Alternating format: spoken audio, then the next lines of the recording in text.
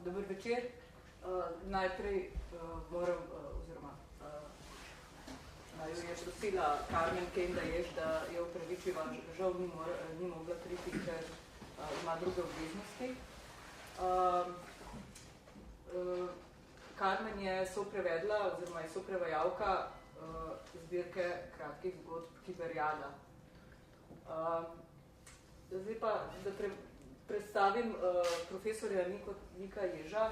Mislim, da ga ni treba, oziroma ga vsi poznamo, vemo, kaj vse dela.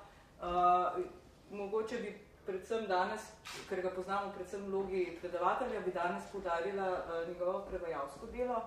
V svojih, kot prevajalec se loteva najzahtevnejših besedil in sicer ima na svojem seznamu prevedenih del naprimer Vitolda Gombroviča, pa potem Vitkacija, pa Kapuščinskega, Richarda Kapuščinskega, več knjig, potem pa še pesnika, kot je recimo Zbigniew Herbert, Adam Zagajewski, Karol Wojtyła, prevajal je tudi esejiste, Adama Mihnika, naprimer, in seveda tudi Stanisława Lema. Kiberiada je druga knjiga, se ne motim, prej si prevedel še roman Seneni nahod. Niko Jež je pripravil prezentacijo, zdaj ne vem, a boš to za kasneje ali zdaj, to se niso uspela zmeniti. Po potrebi. A bi mogoče še kaj dodal v zvezi s svojim prevajalskim delom, če sem kaj pozabila pomeniti? Ja, zdaj bi moral jaz od vzajemništva pa tebe predstaviti, ne? To je tudi res, ja. Ker to besedna postaja nekdo namenjena novejšim prevodom, ki so tvoje delo, in jaz ne bi bil malo ena oporna točka zraven s svojimi izkušnjami prevajanja, ampak zdaj si me postavlja bolj za zvezdo tega večera, bi to vlogo razdelil med oba, tako da mogoče predstava to, kaj bo tema danes. To se pravi, ti boš verjetno povedala o glasu, gospodovem glasu, ki bo verjetno malo išel, ali pa je že. Potem pa o prejšnjem prevodu romana Solaris. No, jaz sem pa dodal, ki lahko iz izkušenj, predvsem z Lemovimi besedili in njegovo literarno erudicijo, ki je vezana na Kiberiado. Zdaj, jaz sem začel pregledati že davno, takrat sem na Lema naletel na roman, v bistvu neko kriminalno zgodbo Seneni nahod, ki je pravzaprav v Lemovem opusu to posebno, da te ljudi zadeva na fabuli, da spretno uporabi neko strategijo na ključi, ki se primerjajo in iz tega naredi prav lepo, tako zelo zagonetno zgodbo, ki se razveže njen zaplet šele tik ob koncu. Tam pač umirajo nenadoma neki pomembni ljudje, ki so sodelovali, ki so bili sodelavci tega informacijskega centra in pošljajo potem enega upokojenega tudi častnika, da bi zadevo preiskal. No, in on bolj kot to preiskuje, bolj ugotavlja, da ne bo pri temu doznat, dokler se njemu to ne zgodi, da pade tudi v to isto zgodbo, ki je rezultat naključij kemije, vremena, prostora. No, in ta zgodba se vidi, ena izmed razsežnosti Lemovega miselnega sveta, kako zna fabulirati na osnovi nekih zakonitosti, naravnih zakonov, naključij, človekovih značajev in njih takih vseh tistih nekih civilizacijskih prostorov, v katere on postavlja te svoje junake. To je bila tista daljna zgodba. No, sem pa jaz imel glavnem tako izkušnjo z Levom v 80-ih pa 90-ih letih, ko on sicer živel zunaj, nekaj časa v Nemčiji pa v Avstriji,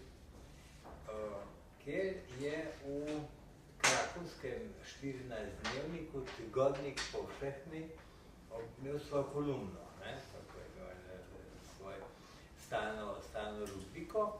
In tam je objavljal občasne svoje refleksije in zelo me je to pritegnil, ker je po eni strani komentiral tekoče dogodke po svetu in obenem je pa večkrat konfrontiral kakve svoja starejša prepričanja z rezultati ali z ugotovitvami iz tega časa. In presenetno me je, mislim, da to moglo biti tam sredi 90 let, ko je enkrat v kolumni napisal torej nekako tako, kako se je motil pravzaprav v vseh tistih zgodnejših svojih delih, ne, tako znanstveno-fantastičnih zgodbah, kot tudi v teh teoretskih razmišljenih esejih, ko je predvideval, da bo presežek kapitala vložen v kvaliteto življenja. Ne? Zdaj pa ugotavlja, da je vložen izključno v večanje lastne moči, ne? Kopičenje, če reče, da je to neskončen proces. No in pa je tako malo razmišljal, da bi moral marsikakšno zgodbo na nov napisati, drugače napisati, pa se je sprašal, če bo še kaj napisal, pa res kaj veliko več ni napisal. Ne? Tako da njegov višek ustvarjalnosti je bil tam verjetno od konca 50-ih let, ko je ugotovil, da na medicini ne bo imel karijere, na univerzi ne bo naredil karijere. Je pa zgleda čisto nekako prišel do tega, da je sam pri sebi odkril torej, literarni talent, poleg tega, da so ga vse skozi zanimale naravoslovne znanosti, matematika, astronomija, potem pa informatika, ne, kibernetika, se takrat razvija in on, v glavnem obvladuje, o tem razmišlja in nekako to povezuje z literarnimi zgodbami, ki jih je pisal nekako vse bolj odkrivajoč v sebi ta talent in vse bolj pripričan, da se da od tega tudi živeti, ne, kar se mu je potem tudi dejansko zgodilo, da je bil poklicni pisatelj, pa če ne Poljaku, sploh potem, ko so ga začeli prevajati. In je bil v režimu, ki ni ravno dopuščal pisateljem popolne suverenosti in svobode, dosegel neko tako mesto, neke take suverene ustanove, ki so jo pustili primer. Res pa je, da tudi njegova literatura ni bila taka, da bi neposredno, ki je zadevala recimo v nevralgične točke režima. Čeprav danes lahko vidimo, da so tudi zelo močne, ironične, parodične vsebine v njegovih tekstih iz 70-ih let. To se vidi tudi v Kiberiadi na koncu, tiste zgodbe ponovitev, pa digitalkova vzgoja, da so imele tako močno navezavo na take aluzije na stanje v državi, na režim in sploh na ta sistem. No, tako da zdaj od tega, kar naj bi midva danes govorila, se mi zdi, da se odpirajo zanimive teme v zvezi z romanom Solaris. Ne? Tam je tak tipično lemovski problem. Lem seveda vsako sedanjost v prihodnosti opisuje kot sedanjost tistega nosilca, ne, pripovedovalca ali avtorja, osebe, nezned oseb, ne, sedanjosti, ki je ni mogoče kronološko natančneje locirati, samo vemo, da je to tista sedanjost, ki uporablja neko visoko tehnologijo in sedaj se pred to tehnologijo postavi vprašanje. In ne, od takih trajnih vprašanj je iskanje stika s tujo civilizacijo, s neko zunajzemsko. Razumevanje nečloveškega oziroma nekaj, kar po mojem jaz podojemam, kar presega naš domet oziroma do kje sploh mi vidimo. Ampak najprej je šlo prav za tisto trajno, tudi seveda zmeraj odprto vprašanje, ali obstaja druga civilizacija in ali je možen kontakt z njo. Tisti gotovo lahko verjamemo, da se danes še zmeraj dogajajo projekti, ki so se mogoče te naprave postavljali, da bi videli kakšne signale, pa so potem se mogoče signali prihajali v sveta. No in ta Solaris zdaj, ravno to, ko si rekla, pokaže tisto omejenost, ker človek pravzaprav posod tam pride, prinese sabo svoje probleme, ki mu naredijo potem spet popolno blokado, oziroma če obstaja tuja civilizacija, kot tam kaže, je nerazumljiva, oziroma se ona odziva v jeziku, ki ga naša civilizacija edin pozna. To pa seveda reflektira samo sebe, na življenje, svoje komplekse in travme. To je ta Solaris. Tam se mi zdi, da tako samih teh, to je tak svet, ki v samem tehnološkem tem rekvizitoriju nima takih izpostavljenih pojmov, naprav in tako, ne? Tam se celo malo vidi to, da tam še neke magnetofone uporabljajo, pa neke take stvari, ki seveda pa se izkazali, da več ne bojo funkcionirali, ne? To je samo to troje. Potem drugo je Kiberiada in Gospana. Torej, gospodov glas se mi pa zdi, da gre pa tu naprej prav v to smer, dekodirati signal, oziroma najprej razpoznati signal tuje civilizacije in dekodirati sporočilo. To je izhodišče. Seveda se pa začne, ko skozi, to je biti kot en tak zapis tega vodilnega, vrhunskega znanstvenika, ki vodi projekt. Ja, bolj ko se v to spuščajo, bolj ugotavljajo, da je vprašljivost, če je to ali ni, ali kaj bi to lahko bilo, ne? In tukaj se spet ugotovi neuspeh tega projekta. In podobno kot v Solarisu spet, da človek interpretira v skladu s sabo, se pravi, spet zrcali se v tem, kar ugotovi, zrcali njegova narava, ne, se mi zdi. Ampak to se mi zdi, da v veliko knjigah Stanislava Lema je ravno ta tema človeka, kakšen je človek. To mislim, da je napisal po Solaris, ne? Ja, po Solaris. Ta je nekako zadnja iz tistega vrha, konec 60-ih let je šla, mislim, da 68 ali 69. In me je ravno zadnjič me spraševal nekdo na Facebooku, kaj se je sploh Lemu zgodilo v 60-ih letih, da je imel tak boom, ker je v zelo kratkem času napisal ta danes najbolj znana dela. Mislim, da tudi, ne, Kiberiado je kasneje, ampak Solaris... Konc je še prva izdaja, pa so pa še... Tako da, ampak takrat sem nisem znala odgovoriti, potem sem pa razmišljala, da je bil to čas od Juge, oziroma od Vilšne, do 68. leta, ne? Kako, a ni bilo nekaj tazga? No, bila je to razmeroma, pa se je spet bolj zaostrili svinčeni časi, ne?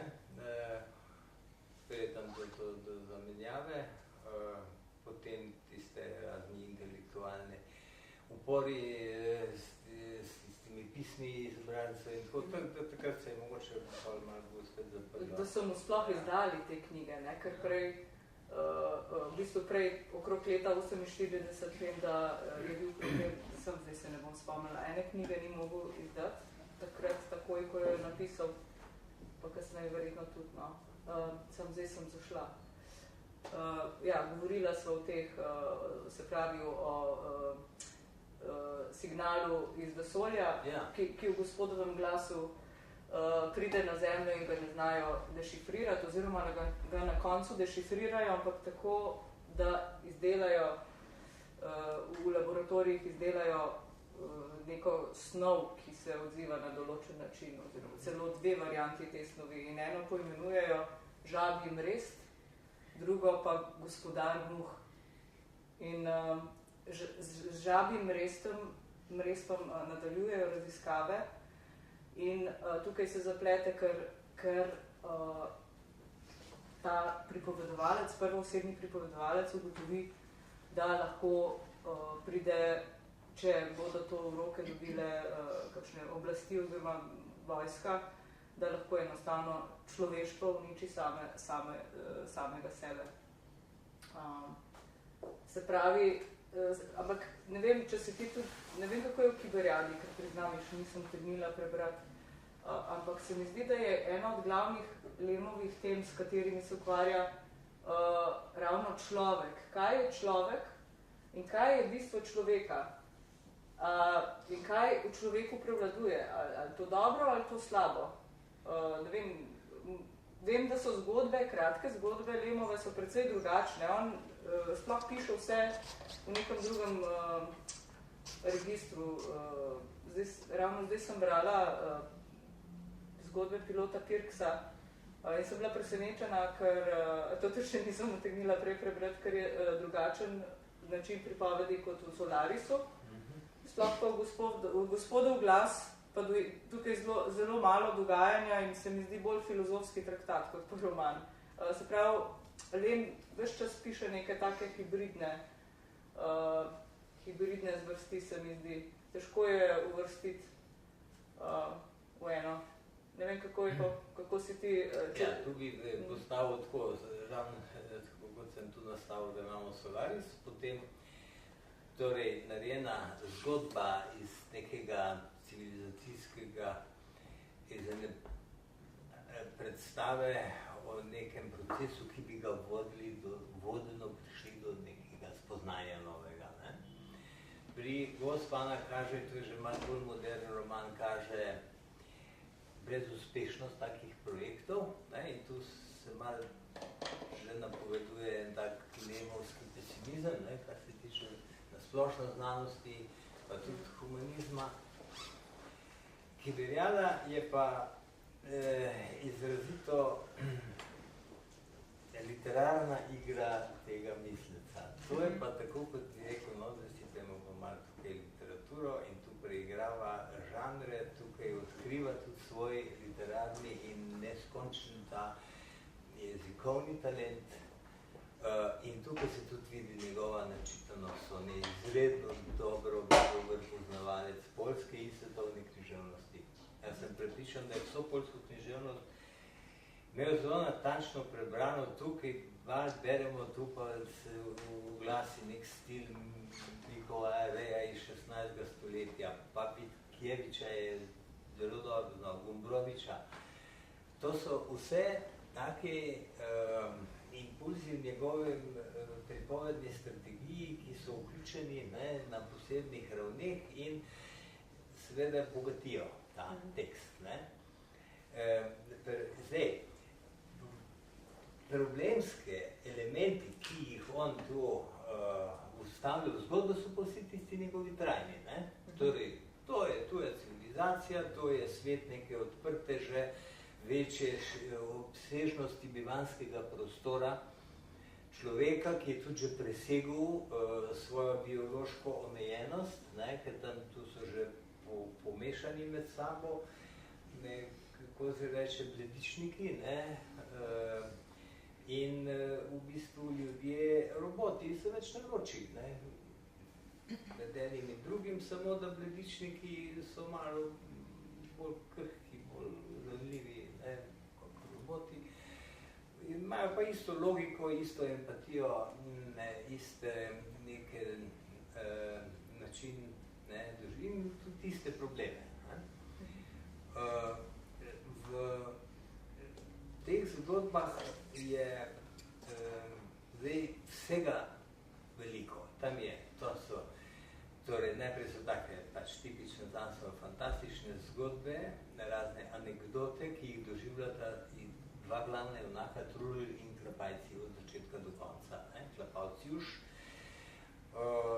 In med sabo tekmujeta, imata vse te slabosti, takih vrhunskih znanstvenikov, ki so seveda popolnoma enaki torej vsakršnim tipom ljudi, ki jih srečamo na takih položajih.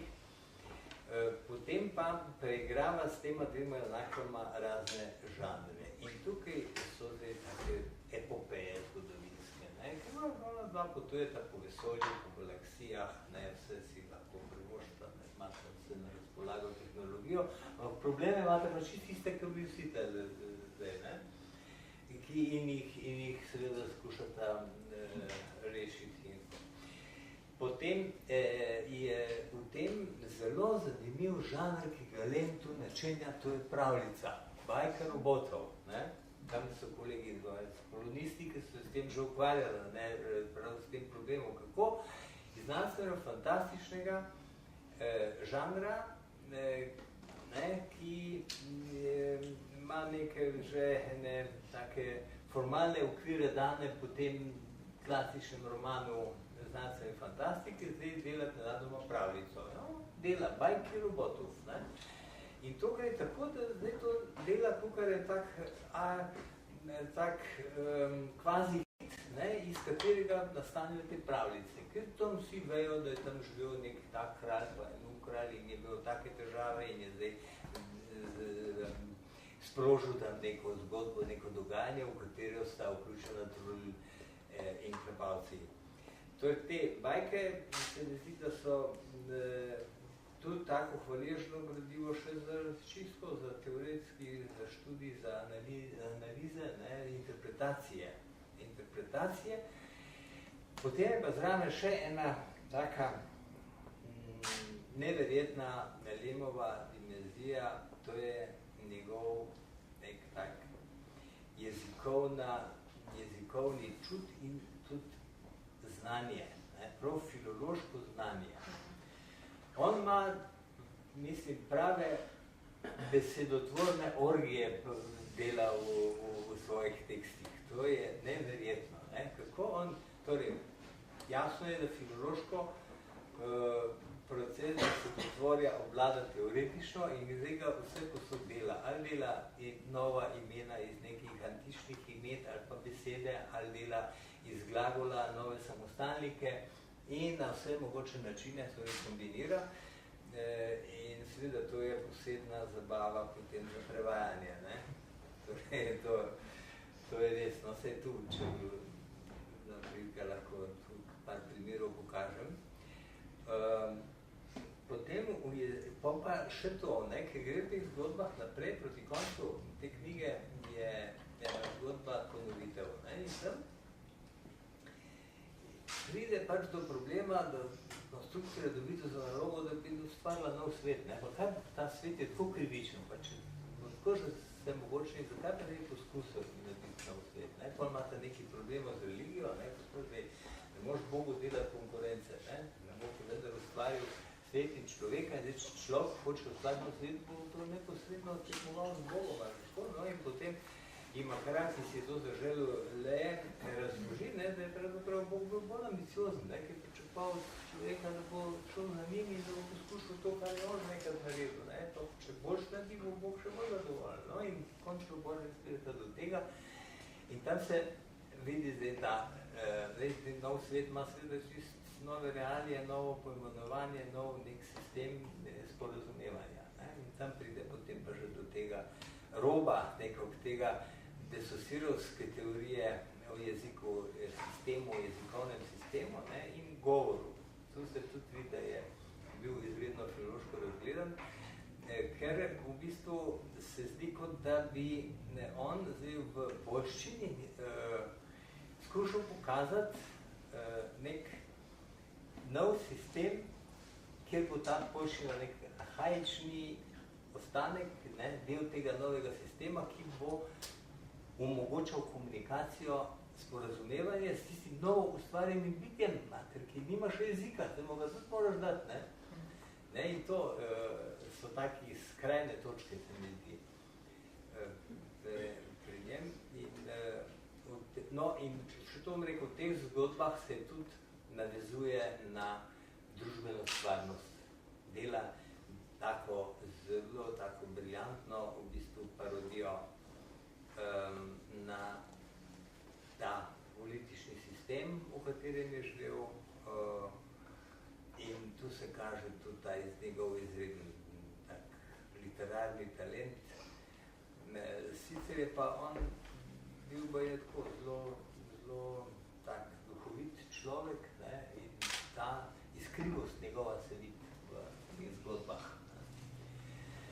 Dobro, to je zdaj en tak sklop, Ja, mogoče tudi v zvezi z knjigo Gospana, tukaj imam original. Recimo duhovitost se vidi v risbah, ki je zdaj mogoče nadaleč se ne bo videlo dobro, ampak na vsaki knjigi iz te zbirke je ena risba od Stanislava Lema, take groteskne, meni všeč njegov humor. smisel za humor, ki se v vsaki knjigi, ne glede na to, je resna ali bolj zabavi namenjena, v vsaki knjigi so tudi trenutki, ko se jaz dobesedno po kolenih tolčem, ker je tako zabavno. Ta knjiga, kot sem že omenila, je bolj filozofska, ampak se strinjam s tabo, da je imel neskončno znanje tudi na področju jezikoslovja in nasploh semiotike in semantike, ne? Ker tukaj se ukvarja, ko znanstveniki dobijo nalogo, da preučujejo nevtrinski signal, ki se nekako ponavlja v nekih pravilnih vzorcih, govorijo potem o kodu, ne? Se pravi, poskušajo razvozlati oziroma dešifrirati ta kod, ki je v nekem, predvidevajo, da je to nek jezik, oziroma se pravi, da je ta kod poslala neka druga civilizacija in da ta kod poskuša nekaj sporočiti. No in seveda, spet tipično lemovsko, ta civilizacija na nek način vpliva na človeštvo, oziroma notri se pojavi tudi hipoteza, da so oni poslali ker ima ta kod, iz tega koda, kot sem že omenila, proizvedejo tiste žabje mrest, pa gospodarja muh, ugotovijo, da so poslali nek vzorec, ki je očitno življenje daren, ali da vem, jaz sem, kako to prevesti, že čeodajnje v poljščini. In tudi v tej knjigi ta je postavljena v neko tako ameriško okolje, bi rekla, se tudi zrcali realnost, hladna vojna, ne, se pravi Rusi, Američani, ker v Solarisu nekako ni, te narodnosti niso tako razvidne, kdo zdaj, to je že človeštvo, ki je onkraj vseh delitev po državah, je že po mojem enotna zemlja. Tukaj pa vidimo ta trenja med velesilami. Pa še ena stvar, ki mi je bila tudi neverjetna, da je že v 68. letu, v 60. letih, oziroma tam okrog leta 68-69, ko je ta knjiga šla, pa malo prej, že slutil, kam pelje potrošništvo. Ne? Se pravi, ni bil kritičen samo do te realnosti, v kateri je živel na vzhodni strani železne zavese, ampak je videl tudi, kaj pravzaprav prinaša potrošništvo zahodne Evrope oziroma zahodnega sveta. Kaj bi se še v tej knjigi dali povedati? Ja, mislim, da bi ne bi kaj preveč, mogoče lahko potem, se pravi, jezik. Kar se tiče jezika, tukaj se mi zdi, da je v Solarisu veliko bolj eksperimentiral. Aha, in to sem še hotela omeniti. Lem se mi zdi, ima tudi en tak poseben ritem, ampak ki se izraža skozi skladnjo. Se mi zdi, da ima posebno skladnjo, ker poljska skladnja se že tako precej razlikuje od slovenske z raznimi temi deleži in deležniki, ampak on ima pa še, vsaj v tej knjigi so zelo dolgi stavki in en tak poseben ritem. Meni se zdi malo arhaičen, tako kot ti si to dobro utemeljil, da to verjetno ravno iz te njegove razgledanosti, načitanosti izvira. Jezik zelo, zelo, zelo dobro obvlada.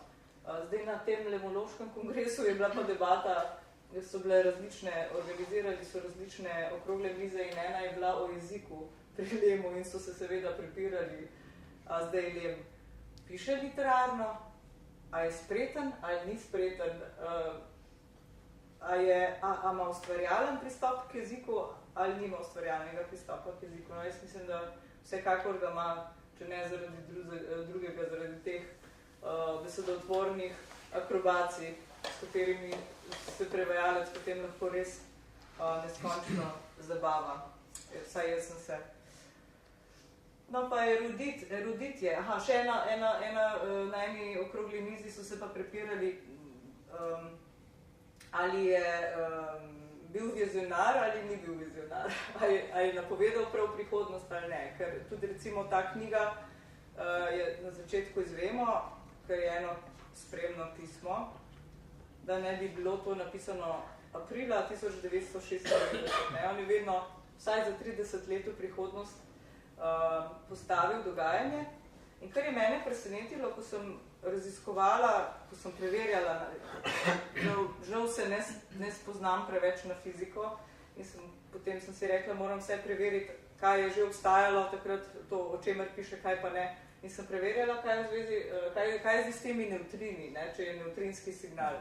In sem ugotovila, da so šele v 50 letih, ne vem, mogoče ne ravno odkrili nevtrine, ampak bolj raziskali, kaj točno to bi lahko bilo. In še vedno, še zdaj, recimo, jih raziskujejo in odkrivajo nove stvari, recimo, da imajo nevtrini okuse. In nekako, jaz sem bila v šoku, kako je bil na tekočem sodobno znanostjo in to z različnimi področji. Da ne omenjam latinščine, ki je noter, ogromno, kar pomeni, da je obvladal latinščino, znanja z vseh področji, od medicine, biologije do kozmogonije, kozmologije, astrologije, tako da dejansko se mi zdi, ne vem, prevajalec mora biti več čas previden in preverjati, kdaj je sploh bilo kaj odkrito, ne, da sploh ugotoviš, kaj je zdaj v tistem času, ko je on pisal knjigo, že obstajalo, že bilo odkrito, kaj je pa on kot predvidel, ne, kot vizionar. Tako da, pa tretja stvar se mi zdi pa pač ta, pri njem je filozofija, no, on je predvsem filozof, jaz Lema vidim kot filozofa, mislim, sicer sama tudi filozofije ne obvladam, ampak vem, da je pisal tudi filozofska dela, oziroma dela s to ambicijo, filozofija naključja, pa kot smo že omenili, ne, suma tehnologije, in tudi s futurologijo se je tudi ukvarjal, ne. Pa predvsem je mene, predvsem pri Lemu me je pritegnilo ravno to, kar me v vsaki knjigi, ne. Kaj je zdaj s tem človekom, ne. Humane conditionis, se pravi stanje, človekovo stanje, kaj je, zakaj se človek obnaša tako, kot se obnaša, odkot to zlo, ki ga seje, in hkrati odkot to dobro, ne. In vedno znova, mislim, da Lem v vsaki knjigi, oziroma v teh, ki jih bolj poznam, v teh knjigah, ki jih bolj poznam, vedno znova pride do tega odgovora, da pravzaprav se na to vprašanje ne da odgovoriti in da človeku je oboje, ne. Pa v tej knjigi se ogromno ukvarja z vprašanjem samodestruktivnosti oziroma samouničevalnosti človeka in človeštva nasploh, ne. Tako da se mi zdi ta knjiga zelo dragocena prav v tem smislu, ne. Se tudi na Poljskem velja za Solarisom, pa mislim, da Kiberiado jo priznavajo kot za tretjo najbolj pomembno njegovo knjigo, zato sem tudi rekla, da bi jo mogoče vendarle prevedli v slovenščino. Jaz nisem tako lepo pripravila predavanja, ampak... No, to, ko si rekla, je bil visionar, to je taka zanimiva stvar, ko bi lahko skupaj razmišljala o njem.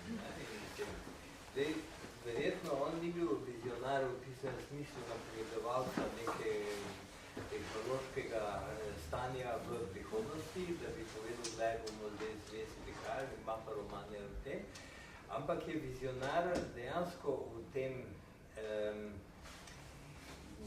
osvetlitvi tega, kako temeljna bivanska vprašanja bodo razvire postavljena na novo in na kak način jih bo človek skušal reševati. In tisto, to, kar vsi tako rečemo, zakaj je svet tako krivičen, ne? Konstruktor, ki vse mogoče stvari že počenja, tudi reče, ja, pa zakaj je svet tako krivičen, se ne da nič narediti, ne? In začne iskati sredstva in potem ugotovil, da teoretično je to mogoče pravzaprav, ne? To je v dveh zgodbah. Eno je altruist, ne, in najde neko tako zdravilo, ne, tako kemikalijo, altruizim, ki človeka osrečuje in ga nekako postavi v tak položaj, da ne more prednašati, da je zraven njega nekdo nesrečen. Ne? In potem se izkaže, da če te altruizina brez da užiješ, ne, pa potem soseda še cesto boli zob, pa tudi ti ne moreš spati. Ne? In vidi, da je tu treba malo korekture delati v ta najdbo in tako naprej. In vsak tak poskus se pa v bistvu konča s katastrofo. To je pa, tem je pa ta njegovo vizionarstvo. Ne? In vse predela totalitarne režime, strategije totalitarnih režimov, kako skušajo uvesti, torej neko teoretično enakost, pravičnost, potem, da bojo ljudje imeli enake možnosti in zadovoljevali svoje potrebe, ja, in seveda takoj, ko tu posebiš nekaj vmes, tisto razmerje poruši in se bo začelo projekt spreminjati za svoje nasprotje.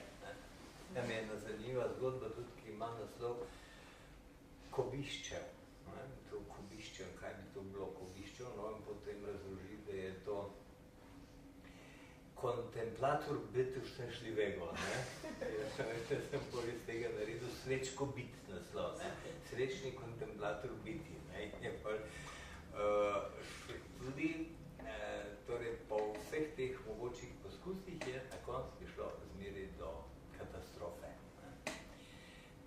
To je ta, mislim, to je en tak vizionar vseh nevarnosti humanizma, ki je nesporno neko stališče civilizacije, ki noben ne bo postavil pod vprašaj, da bi pa se ideali te miselnosti, ne, te civilizacije lahko kdaj uresničili, je pa pravzaprav tista uganka, ki ni rešljiva, ne, in kako bi to bilo mogoče. Ne, seveda, on ima tudi te utopične svetove, ne, pride tam na eno zvezdo, ki jih sliši, tam po tem zemljevidu, tem vesolja, sliši tam na eni zvezdi, najvišja stopnja razvitosti civilizacije tam živijo. Ne? In se dolgo muči, da najde na tisti planet, ne? Ten planet, ki ima posebno obliko, pride in pristane, ja, in kaj tam najde? Najde sicer tam bitja, ne, ki ne delajo, drugi tam ležijo, pa neki se čohlajo. Ne? Pa kaj je z vami ljudje bori? Neč noben sploh ne odgovori, ne? Potem pa začne praviti neki regati, ne? Pa se pa lepo, kaj bi ta red, ne? Kaj pa hoče? Neč sem vprašal bi red, kaj poslede, že ste pa je najviše razvita civilizacija. Ne muči, ne mir, ne? No in pa jih le toliko sprovocira, da začnejo komunicirati in da so ugotovili, kaj pa bi se kaj bi pa red, se ne treba, se ne splača, vse je tako dobro, drugo je, ne? Ni popoln zaton vsega. To je taka pesimistična njegova vizija, ki se mi zdi, da je pa kar še dalje bolj prihajala v spredje, je pa seveda pol različne stvari literarne počenjajo, tudi take fiktivne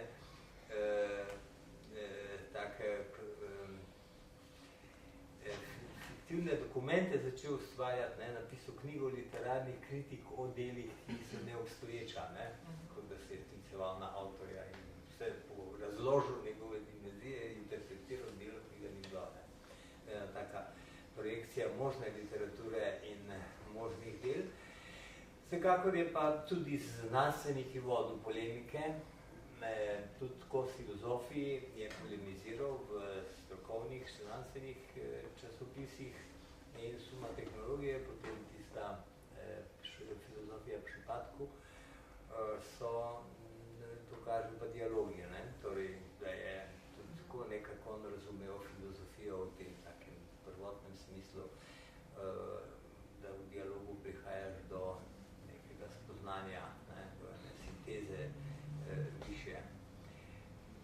pa tam si rekla, da je bilo vprašanje na konferenciji o tem, če je bil tako pravi literar. Ja, v tem smislu dober pisatelj, ki ustvarjalno dela z jezikom. No, to se mi pa zdi, da on je zelo, pa jezik si imela, on je tako funkcionalni jezik zmeraj našel. In tudi se vidi, v Solarisu je v bistvu mestoma, tam, kjer vodi na tako malo polemiko, nasploh tako scientološko nekam mohadno polemiko z znanostjo, je te stvari formuliral na tak sintetičen način takih stavkov, analitičnih, potem v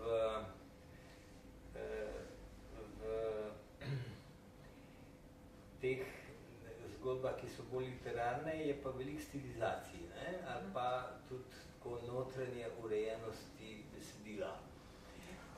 Tam v Gosu Pana to pripoveduje znanstvenik, najvišji strokovnjak, in to se vidi, njegov stil je njegovo mišljenje.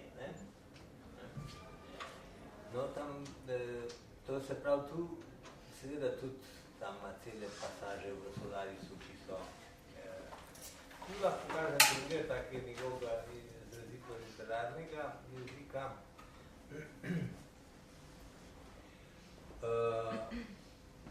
No, to ima Cifranja. Cifranjo je ime takšnega malčka, ki je robotek, in jaz sem mu to dal digitalko, Digi, ga je cifro. Ampak tole je tak primer zelo izrazito literacije, kjer se začne zgodba o vesoljski odpravi tega trudla. In tako torej začne. Nedaleko pod bjavim soncem za želonom gvjazdom žili stalo oce, ščenšljivije, kšantlivije, šmjavo, bo ničego še ne bali. Ani kvasov rodžilnih, ani zasa tradicijnih, ani mišničarnih, ni noci bjavih, materiji, antimateriji, bo imeli mašine mašin, umajono, nakrencono z batom in za všestih mer doskonalo. To se torej vidi ta ritmizacija. No in pol přelešava razdo bjavega sonca za želonom gvjazdom kometa kobjeta, rodzaju ženskego, bardzo okrutnego, cała atomowa, tendi owendi, tu głowa tam ogon w 4 rzędy, strach patrzeć. Taka sina je na ciano wudur przyczyna. Taka sina, a ciano wudur przyczyna. I rzeczywiście rozszerz się odwrókrotnie, смотрите, zaczęło korute rodzaju ženskego kobiety, kometi kobiety. No, tu je pa tak poskus, kako bi temu sledili. Nedaleč pod beli soncem za zeleno zvezo so živeli jeklo okci, radostni in krepostni, predvsem pa neustrašni, saj se ničesa niso bali. Niti družinskih zdrah, niti starih navad, ne črnih misli, ne belih noči, ne materije in antimaterije, kajti imeli so stroj nad strojev, slikovit in navid, zobat in v vseh pogledih učinkovit. Pa nekoč na belo sonce zeleno zvezo pogledi hudo razgled babi komet, matrona, hudo nastrojena, vsa atomska, podolga in počest, v glava tam četeroredni red, ves njen videz od hudika, vmes pa nekaj cianovodika. To je tale taka šina, a cianovodu přičina. Tako, take so pa tu možne zabave. In potem je pa seveda ti jeklo okci so imeli stroj, s katerim so se hoteli boriti proti tej pošasti. No in tukaj ima. In pa so imeli oni tak univerzalni tak stroj. Posvali ven s univerzalnom, dubeltovo diferencialnom, z gluhim žrženjem, bo ze zvrotnim sprzęženjem, v środku maszynista z maszynistką, ale to nie wszystko, bo na wszelki wypadek na wierzchu jechała jeszcze maszyna straszyna. Podjechała, a że na trybach olejowych cicho, że ani mrumru, zamachnęła się i liczy 4 ćwierci do śmierci, ćwierci do śmierci, 2 ćwierci do śmierci, 1 ćwierć, punkt zerowy, czyli śmierć. Jak nie hukło i rosną grzyby, same prawdziwki, ale świecące, bo radioaktywne głowice. No to było tak, Pride na plan stroj univerzalni, dvojno diferencialni, gluho rokoče, predirno in tanko, ker ima povratno zanko. Notri sta strojnica in strojevodja, a to še ni vse, vsak predmeri na strehi sedelo še strojilo, strašilo. Približa se stiha na oljnih zobnikih, nobenega šuma, zamahne in šteje, 4/4 do smrti, 3/4 do smrti, 2/4 do smrti in nič smrt. Kako je počela? No, tu se vidi ta, v bistvu poezija zraven, ki jo dela. No, potem pa je pa poanta te zgodbe je to, da je tam to je bilo, torej Jeklo-Ohci so eni prebivalci, tam neki domorodci, ki pride neko strašilo, neka strašna kometa, ko pravijo tam baba čudna in ne vejo, kaj je, kdo je, kaj hoče od njih, samo moti jih strašna. No in pa tu pride po jih on reši, ker noben stroj, nobena mašina ni mogla odnati. Trul je pa potem začel pisati dopise v takim uradnem stilu te socialistične birokracije in za vsake zahteval potrdilo o prejemu pošiljke, pošilja pošta hodi kar dol in te ponorvala ljudi, To je tako, No, to je en tak primer, torej, a je literat ali ni literat? Ja. Vsekakor je, no. Mislim, da v tem, mogoče v Solarisu pa v Gospodovem glasu to ni bilo tako očitno. Tukaj recimo pri Solarisu, predvsem tisto besedotvorje, ko je opisoval, ko so pravzaprav morali poimenovati tvorbe tistega edinega prebivalca planeta Solaris v obliki oceana. In so tam potem se pojavljali mimoidi, pa simetrijade, pa ne vem, kaj še vse bilo. Ampak to sem se kar precej pri prevajanju tudi zabavala, ker je bilo treba najprej, sem uporabila metodo dekonstrukcije, se pravi prepoznati morfeme, določiti pomen, poiskati ustreznik in šele potem dati skupaj. Sej to sem videla isto počel tukaj, tisti kako je, cifranjo, na isti način. Ja, pa tukaj seveda je prvoosebni pripovedovalec, ker je znanstvenik, je potem uporabljal njegov stil pisanja, pa govorjenja. Mislim, da je odličen tudi pri dialogih. To sem v Solarisu, recimo, dialogi se mi zdijo zelo živi. Sploh ta začetna scena, ko pride ta glavni junak, pride na postajo nad Solarisom in je Podrejan, ki ga zagledate tam, to je vzdevek, Snautov vzdevek, oziroma vzdevek tega, ko se temu reče, člana posadke, s katerim najprej pride v stik, je ves pretresen, da sploh vidi njega in njemu pa sploh ni jasno, zakaj je tako šokiran, kot da bi videl prikazan. Se ne vem, mogoče ne bi brala, lahko potem pogledate, ker je teh primerov je zelo veliko. Potem je pa všeč, recimo, če tudi ta humor, ki se kaže, ki je zelo subtilen, ni na prvo žogo in je med vrsticami povedan. Mislim, da je v Kiberiadi tudi bilo kar precej tega, ampak recimo v Zvezdnih dnevnikih Iona Tihega. Humor, autoironija, se pravi, na nek način se dela norca iz samega sebe, seveda skozi junake, ampak se, ne vem, jaz sem to nekako dojela, kot da se sam sebi tudi smeji, recimo kot moškemu, recimo moški v razmerju do žensk tudi.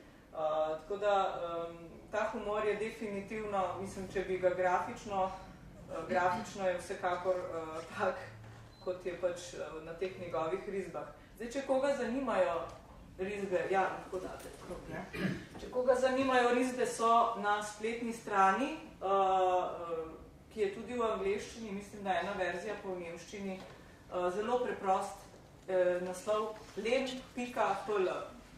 Tako da tam pogledajte, je ogromno, je teh risbic, pa tudi drugega gradiva je ogromno. Ja. No, to, ko si rekla, da je ta subtilnost humorja, včasih avtohumorja, včasih take ostre, satirične misli, je tu treba biti res pravzaprav pozljiv. Meni se zdi pri prvi zgodbi, ki ima naslov Mašina Trudla. Trudlov stroj, mašina je stroj. Je nekdo stroj, ki je znal računati vse. Tak, da mu rekel, povej, koliko je to, kaj je 2x2, pa je stroj, da bi neko vedel. Ta stroj na redu, ga dela, potem ga je pa prebarval na vijolično barvo. Vijolična barva, on bo tam pa še eno mašnico takole gor nekam na čelo. Eno mašnico gor, čist nekak menišlo skupaj. No in tist me je pa Carmen osvestila, no, tudi, ki je bila napovedana, da tu povem njen delež. Seveda, mašina je ženskega spola in zdaj ona ima vijolično barvo in tisto mašnico gor, in to je zdaj nelogično, stroj je pa moškega spola, no, pa smo dala pa naprava, namesto stroje, naprava, Trudlova naprava. Seveda, te posledice te, da je to, kot reče tam ženskega rodu človek, ki je tam rekel, se pol ima še konsekvence, ko ji zastavi prvo vprašanje. Pa reče, koliko je 2 plus 2 pa reče 6. Pol jo pa popravlja, pa spet vpraša, še 6, Marija sveta, no da poskusila drugače. Koliko je pa 3 plus 1? 6. No in pol pa tako dolgo pride, pa pride pa še prijatelj Klopajci, ki je zmer se doce bil, ne mora vidiš, že si naredil res strojo, no, ta ti bo pa vidiš, da je neumen ka noč. Pa se stroj to posluša, kaj se pogovarjata, in seveda brcne Klopavci, in potem na koncu morata oba zbežati, ko ji začne ogrožati in komi uvideta tej mašini. To po drugi strani ima pa v teh raznih situacijah, igrah, on uporabi noter izrazje, matematično, iz kemije, iz fizike in tam je pa tudi Carmen imela nalogo in smo imeli takrat doma vse priročnike in slovarje iz vseh teh let. In tudi zelo pogosto tudi iznajdba iz tistega časa, še želje zvrotne, povratna zanka. Povratna zanka, tega seveda v tem slovarju polsko-slovenske in najprej nisem, to smo pol počas prišli do tega, da je v slovenščini to povratna zanka, ki je v bistvu zelo široko uporabljena na raznih področjih, zdaj se tudi že v psihologiji vidim uporablja povratna zanka. Ja, posod, ampak to je prišlo iz tega nekega tehnološkega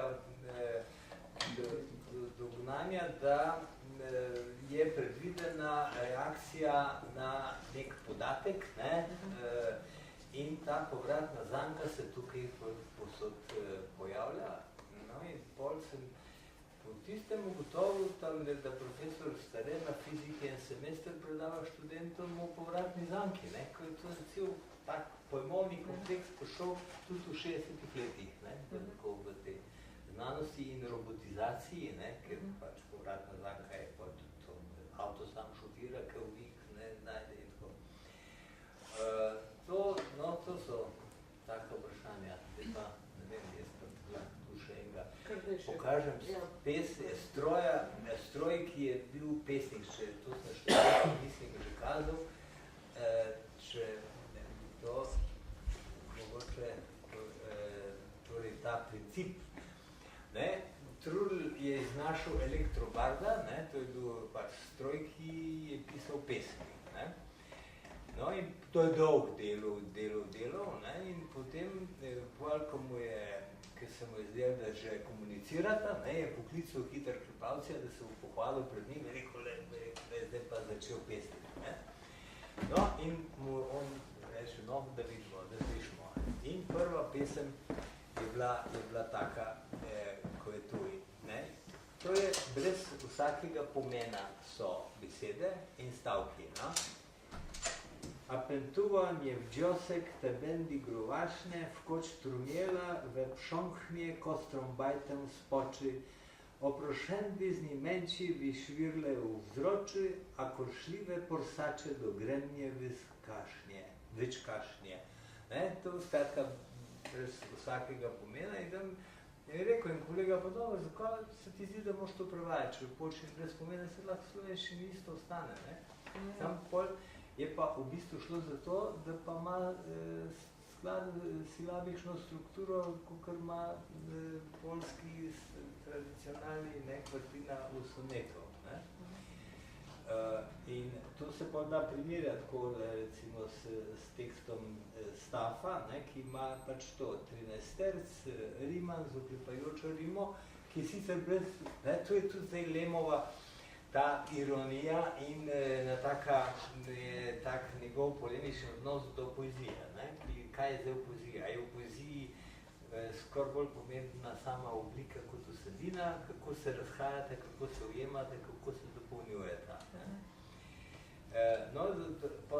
No in jaz sem pol si mislil, da če tam silabizem 13 terc, to je klasično, pol mora biti vse jamp v slovenščini, ne?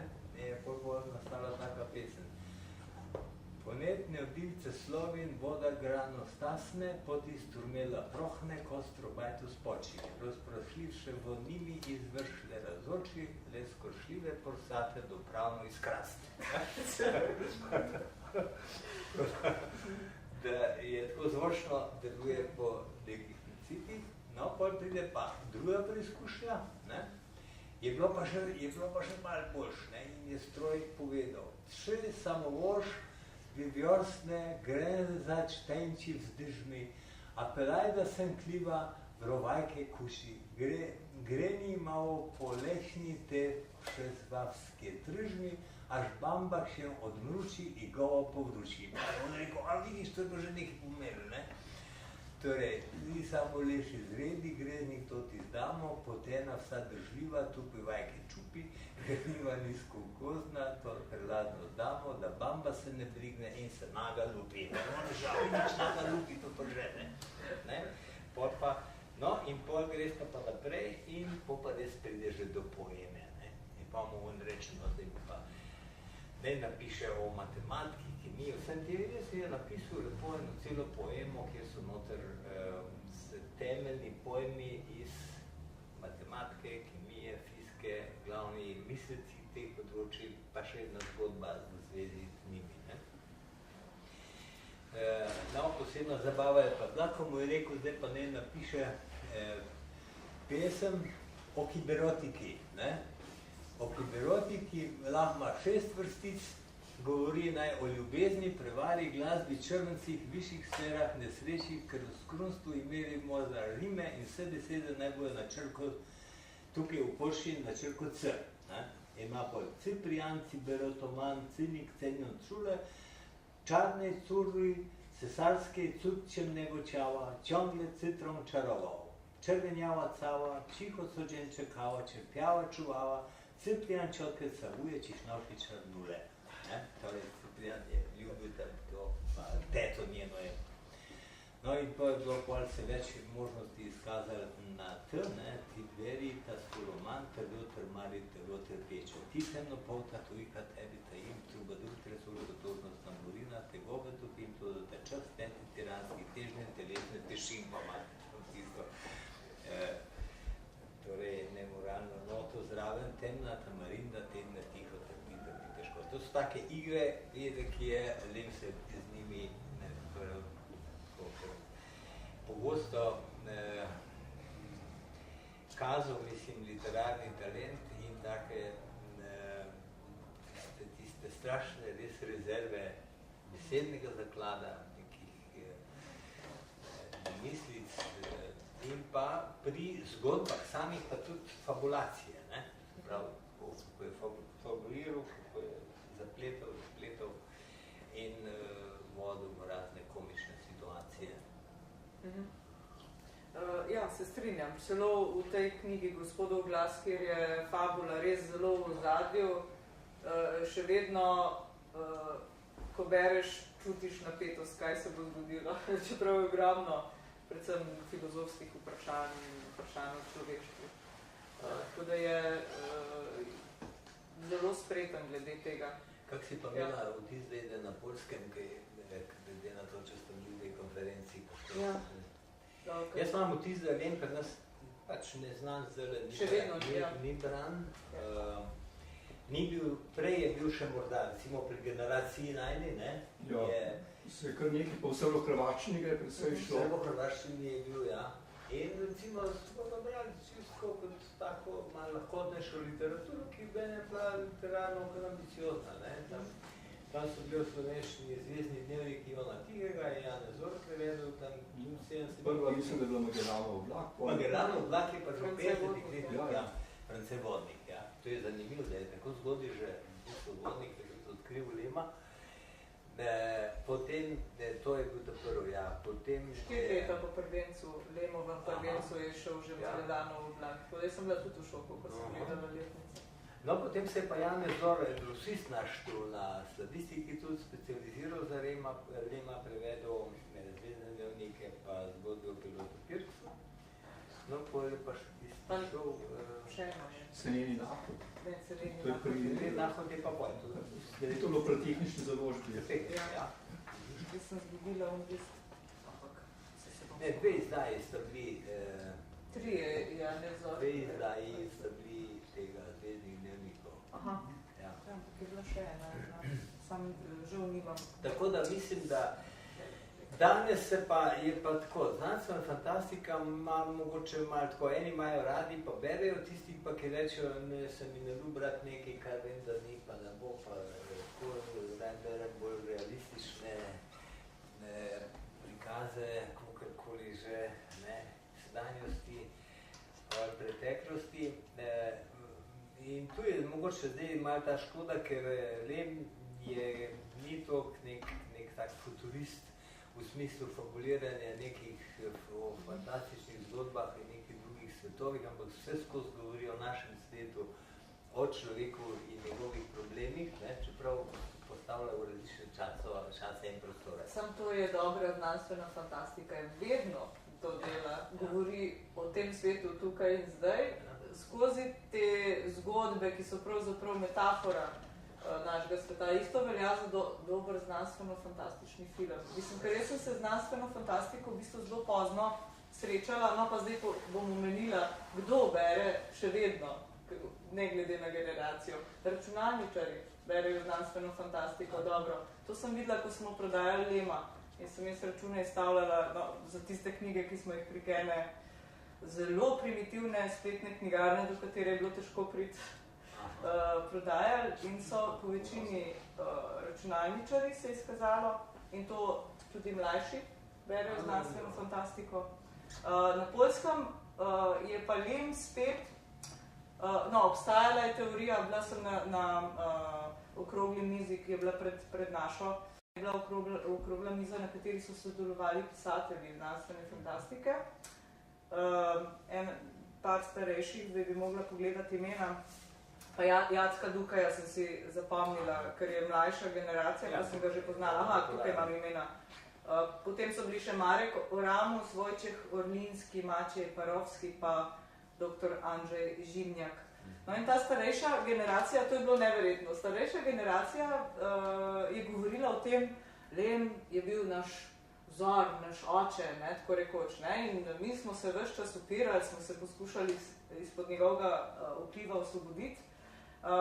Medtem, ko je pa Dukaj rekel, ne, mi delamo svoje stvari, ne, seveda poznamo to, kaj je Lem delal, ampak mi delamo svoje stvari in Lem je še vedno aktualen. In potem se je v publiki oglasila ena punca, ne vem, mlada, 22 let po mojem, tam okrog 20 let, je bila stara in je rekla, da mladi berejo Lema, Da ga pa njo je konkretno je kar malo motilo, nekateri so potem kasneje komentirali, da to ni bilo prijazno od nje, je rekla, kaj zdaj vi starejši se vse čas obečate na to, da niste mogli ven izpod njegovega vpliva in to. Lem je še vedno aktualen za nas, še vedno nam govori to, kar mi zdaj rabimo. Ne? Tako da mislim, da z ljudmi, ko prodajam Solaris, ko se pogovarjam z bralci, mislim, da je še vedno za njega je tudi zanimanje, čeprav v Sloveniji je manj znan kot na Poljskem. Na Poljskem je to eden od tistih glavnih avtorjev, klasik. On je že klasik na Poljskem in na Poljskem ga vsi poznajo. Medtem ko pa v Sloveniji mogoče ni tako znan, čeprav je tudi prepoznaven ravno zahvaljujoč filmom. Solaris je bil posnet 3-krat, no jaz poznam 2 filmski adaptaciji, ena je od Tarkovskega, ena pa od Soderberga. Tako da te filmi, to moram še omeniti, januarja smo se dogovorili s Kinoteko, da bomo tam pripravili še eno predstavitev, oziroma, kako se tem reče, predstavitev, ja, še eno projekcijo filma Test pilota Pirksa. Tako da spremljajte program v Kinoteki. Kaj? Čega film je? Na Poljskem, Poljaki.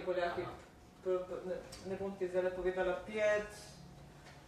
Pietšak, ne vem, ampak pozabila sem ime, poljski film, tako da govorijo zelo lepo v poljščini, se da vse razumeti za poloniste, mislim, ker je zelo rada poslušam. Je pa tudi seveda preveden v slovenščino s podnapisi.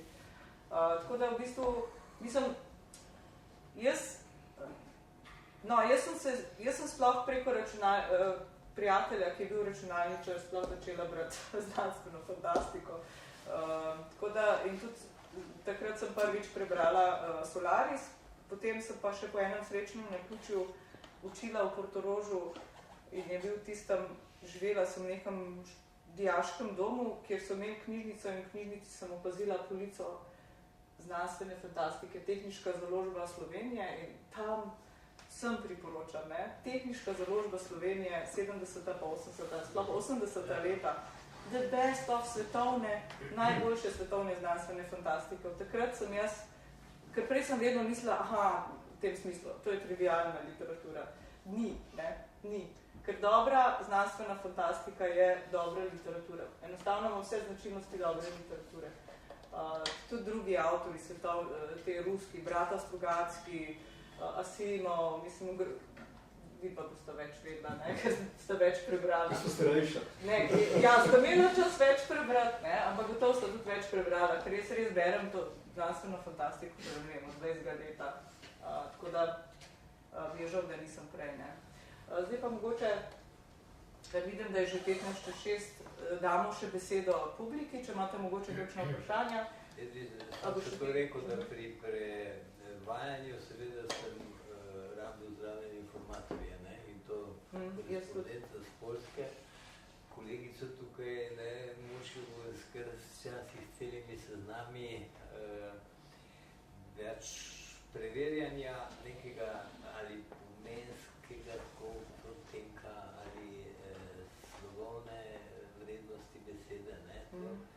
Teh problemov je bilo zelo veliko, ali pač to vprašuje, kolikor more.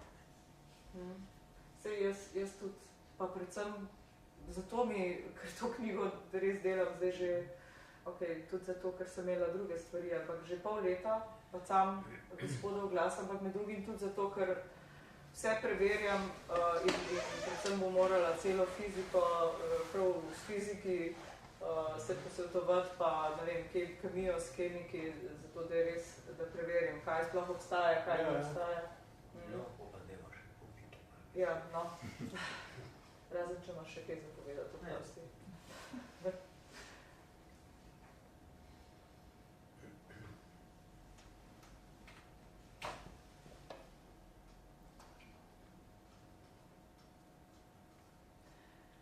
Sej, če ni vprašanje... Bojanške dodal, kaj je tudi pisal članek o Aha, no.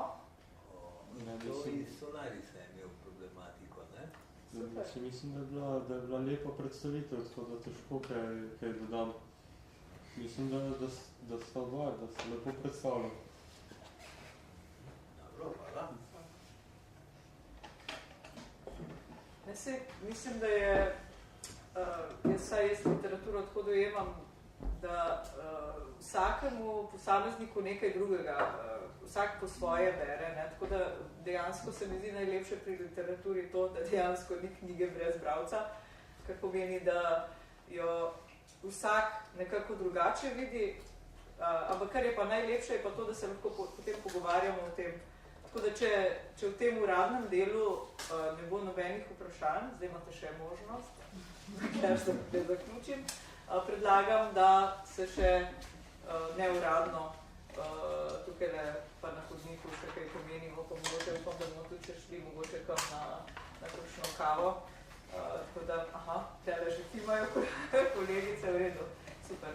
No, hvala lepo, da ste prišli, kljub temu, da je petek zvečer, pa se vidimo naslednjič. Pa hvala, najlepša hvala Maji Avsenik za odprta vrata oziroma za gostoljubje. Hvala.